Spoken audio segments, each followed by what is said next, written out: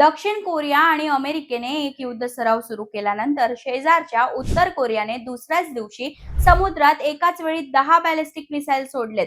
उत्तर कोरियाची राजधानी प्योंगयांग पासून काही अंतरावर असलेल्या शहरातून लॉन्च केलेले हे मिसाईल जपानच्या समुद्रात 350 किलोमीटरवर जाऊन पडले.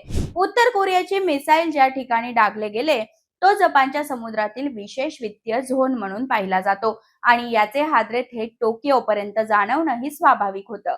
जपानच्या संरक्षण मंत्रालयाने तातडीने बैठक बोलावली आणि या मिसाईलचे परिणाम काय झालेत त्याचा आढावा मागितला. या मिसाईल लॉन्चची माहिती अमेरिकेलाही कळवण्यात आली आणि जपानने आपल्या नौदलाला सतर्क राहण्याचेही आदेश दिलेत. एकीकडे अमेरिका आणि इराण यांच्यात युद्ध सुरू आहे, ज्याने पूर्ण जगाचं टेन्शन वाढवलंय. त्यात हुकुमशाह अशी ओळख असलेल्या किम जोंग उनने का एंट्री घेतलीये आणि उत्तर कोरियाला नेमकं काय हवंय त्याचीच माहिती मी या व्हिडिओत देणार आहे. उत्तर कोरिया भारतापासून दूर पूर्वेतले देश आणि चीन ओलांडल्यानंतर पिवळा समुद्र आणि जपानच्या समुद्राच्या मध्ये दक्षिण कोरियापासून वेगळा झालेला देश. अमेरिकेच्या आर्थिक निर्बंधांमुळे हा देश जगाच्या व्यापारापासून पूर्णपणे वेगळा आहे. भारतासोबत तर या देशाचा कोणताही संबंध येत नाही. या देशाच्या लहरीपणापासून बाजूचे जपानसह सगळे देश 4 हात दूर असतात. वडिलांच्या हृदयविकाराच्या झटक्याने मृत्यू झाल्यानंतर 2011 मध्ये उत्तर कोरियाची सूत्र किम जोंग उनने हातात घेतली आणि वयाच्या 27व्या वर्षी सूत्र हातात घेणारा तो जगातला सर्वात तरुण शासक बनला. पण याच किम जोंग उनने गेल्या 10 वर्षांपासून अमेरिकेलाही हैराण केलंय.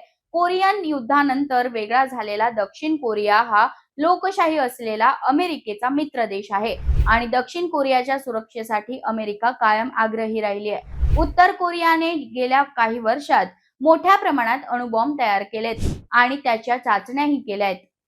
2006 ला पहिली अणुबॉम्ब चाचणी केल्यानंतर अमेरिकेने उत्तर कोरियावर आर्थिक निर्बंध घातले होते. पण याला न जुमानता उत्तर कोरियाने पुन्हा एकदा 2009 मध्ये दुसरी यशस्वी चाचणी केली. या यशस्वी चाचण्या बाजूला जपान आणि दक्षिण कोरियाचं टेन्शन वाढवत असल्यामुळे अमेरिका मध्यस्थी करत होता. मात्र उत्तर कोरिया कशालाही जुमानायला तयार नव्हता. 2011 ला किम जोंग उनने सूत्र हातात घेतल्यानंतर उत्तर कोरियाचा मिसाईल प्रोग्राम एका नव्या उंचीवर गेला आणि 2013 ला पुन्हा एक अणुचाचणी झाली. किम जोंग उनने जगाला सांगून टाकलं की आम्ही अणुबॉम्ब तयार करण्यासाठी बांधील आहोत आणि कुणाच्याही दबावाला जुमानणार नाही. जानेवारी 2016 मध्ये किम जोंग उनने दावा केला की त्यांनी यशस्वीपणे हायड्रोजन बॉम्बची चाचणी केली आहे. जगात फक्त 5 देश ज्यात अमेरिका, रशिया, फ्रान्स, ब्रिटन आणि चीन यांच्याकडेच हायड्रोजन बॉम्ब आहे. भारतासह पाकिस्तान, इस्रायलचाही आपल्याकडे हायड्रोजन बॉम्ब असल्याचा दावा आहे. अणुबॉम्बचाच हा सर्वात घातक प्रकार मानला जातो. 2016 याच वर्षात सप्टेंबर मध्ये किम जोंग उनने अणुबॉम्बची दुसरी चाचणी केल्यानंतर आजूबाजूच्या देशांचं टेन्शन वाढलं होतं. यानंतर उत्तर कोरियाला जागतिक पातळीवर वेगळं केलं गेलं आणि कठोर आर्थिक निर्बंध लादले. 2017 ला उत्तर कोरियाने जी हायड्रोजन बॉम्बची चाचणी केली त्यानंतर डोनाल्ड ट्रम्प यांनी बातचीत करून यातून मार्ग काढण्यासाठी प्रयत्न सुरू केले. 2018 मध्ये पहिल्यांदाच ट्रम्प आणि किम जोंग उन यांची सिंगापूरच्या कॅपेला हॉटेलमध्ये बैठक झाली, ज्यात अणुबॉम्ब नष्ट करणे आणि त्या बदल्यात उत्तर कोरियाची आर्थिक भरभराट करून देणे अशी तोंडी बातचीत झाली. अमेरिकेने उत्तर कोरियाला सुरक्षेची गॅरंटी दिली, पण या बैठकीतल्या फार गोष्टी काही समोर येऊ शकल्या नाहीत.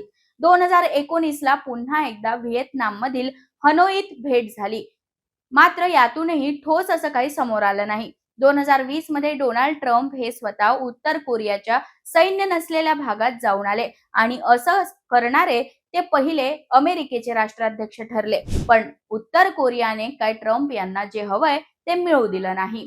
किम जोंग उन आणि डोनाल्ड ट्रम्प यांचं चांगलं जमतंय असं चित्र जगासमोर गेलं होतं आणि ट्रम्प किमला रॉकेट मॅन असंही म्हणायचे. पण या सगळ्या फक्त गप्पाच राहिल्या.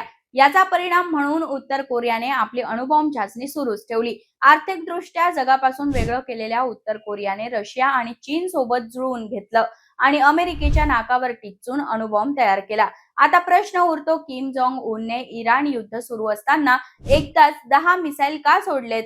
याचं कारण अमेरिका आणि दक्षिण कोरिया यांच्यातला युद्ध सराव आहे. अमेरिकेने दक्षिण कोरिया सोबत केलेला सराव हा एक धोका म्हणून पाहिला जातो. आणि आम्ही कोणत्याही परिस्थितीसाठी तयार आहोत हे दाखवण्यासाठी किम जोंग उनने एकाच वेळी 10 मिसाईल सोडण्याचे आदेश दिले. एरवी उत्तर कोरियाकडून सरावाच्या वेळी 2 मिसाईल सोडले जातात. मात्र यावेळी सोडलेले 10 मिसाईल हा अमेरिका आणि दक्षिण कोरियासाठी एक मोठा मेसेज होता. या युद्ध सरावाचे परिणाम अत्यंत गंभीर होतील असा इशारा गेल्या आठवड्यातच किम जोंग उनच्या बहिणीने दिला होता. डोनाल्ड ट्रम्प आणि किम जोंग उन यांच्यातली बातचीत गेल्या 5 वर्षांपासून थांबली आहे. अमेरिकेत सरकार बदलल्यानंतर आधीच्या सरकारने उत्तर कोरियासोबत कोणतीही बातचीत करण्यासाठी मनाई केली. मात्र याच आठवड्यात दक्षिण कोरियाचे पंतप्रधान किम मिन सोएक वॉशिंग्टनला जात आहेत आणि त्यांनी सांगितलं की किम जोंग उन सोबत संवाद साधायला डोनाल्ड ट्रम्प सकारात्मक आहेत. डोनाल्ड ट्रम्प यांनी असेही संकेत दिलेत की पुढच्या महिन्यात ते बीजिंगला जात आहेत, जिथे त्यांची भेट चीनचे राष्ट्राध्यक्ष शी जिनपिंग यांच्यासोबत होईल. याच भेटीच्या वेळी चीनच्या मध्यस्थीने किम जोंग उन सोबतही भेट होऊ शकते. गेल्या 20 वर्षात उत्तर कोरियाने 10 ते 12 अणुबॉम्ब चाचण्या तयार केल्यात आणि 10 ते 15,000 किलोमीटर अंतरापर्यंत जाऊन मारा करणारे इंटरकॉन्टिनेंटल मिसाईलही विकसित केलेत. उत्तर कोरियाकडे असलेली ही विनाशकारी शक्ती पूर्ण जगासाठी धोकादायक असल्याचं अमेरिकेचं मत आहे. शिवाय बाजूचा दक्षिण कोरिया कायम दहशतीत आहे. ही भीती दूर करण्यासाठी याआधीही डोनाल्ड ट्रम्प यांनी किम जोंग उन सोबत बातचीत केली होती आणि ते पुन्हा एकदा ही बातचीत सुरू करतायत.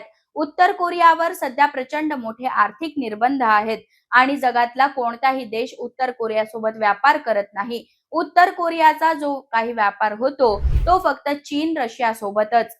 उत्तर कोरियात तेलाच्या खाणी नसल्यामुळे पेट्रोल, डिझेल आणि गॅसही चीनकडूनच पुरवलं जातं. आपल्या 90% गरजांसाठी उत्तर कोरिया चीनवर अवलंबून आहे. अमेरिका एकीकडे इराण युद्धात अडकलाय, त्यातच उत्तर कोरियाने केलेल्या या मिसाईल टेस्टमुळे पुन्हा एकदा कोरियन पेनिन्सुलामध्ये तणाव वाढलाय. ट्रम्प यावेळी तरी हा तणाव दूर करू शकतात का? तुमचं ही मत कमेंटमध्ये जरूर लिहा आणि अशाच व्हिडिओसाठी story.com ला सबस्क्राईब करा.